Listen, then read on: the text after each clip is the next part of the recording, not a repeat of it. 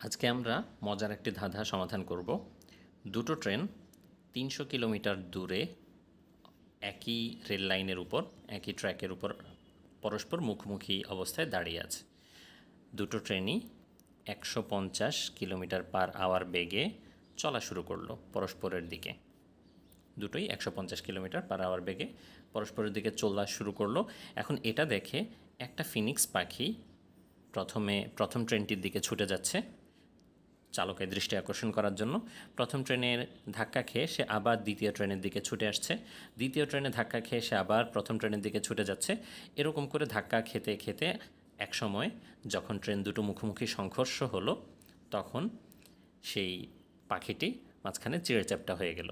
এখন আমাদের প্রশ্ন হচ্ছে, সেই পাখিটি যদি ২০০ কিলোমিটার পার আওয়ার বেগে উঠতে থাকে, তাহলে সে সর্বমোট কত কিলোমিটার দূরত্ব অতিক্রম করেছিল?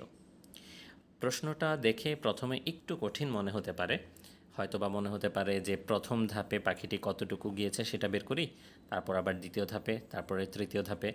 এটা কিন্তু আসলে সম্ভব না বের করা। প্রত্যেকটা ধাপে সে এক্স্যাক্টলি কতটুকু দূরত্ব অতিক্রম করেছে সেটা কিন্তু আমরা বের করতে পারবো না। তাহলে কি করা যায়? ওকে, তোমরা যদি প্রশ্নটা নিজেরা একটু চিন্তা করতে চাও, চিন্তা করতে পারো পজ করে। আমি সমাধান করে দিচ্ছি। আচ্ছা, আমরা যদি সময়টার দিকে একটু খেয়াল করি, যেহেতু ট্রেন দুটো ১৫০ কিলোমিটার পার আওয়ার বেগে পরস্পরের দিকে ছুটে আসছে, তার মানে ১ ঘন্টা পরে তারা এক্স্যাক্টলি মাঝামাঝি অবস্থানে থাকবে এবং মুখোমুখি সংঘর্ষে পতিত হবে।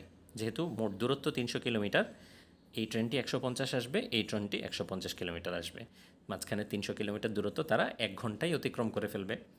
অর্থাৎ পাখিটাও এক্স্যাক্টলি ১ ঘন্টায় উড়াউড়ি করবে, আর ১ ঘন্টায় সে সর্বমোট ২০০ কিলোমিটার উঠতে পারবে, যেহেতু সে ২০০ কিলোমিটার পার আওয়ার এই বেগেই ছোটাছুটি করছিল।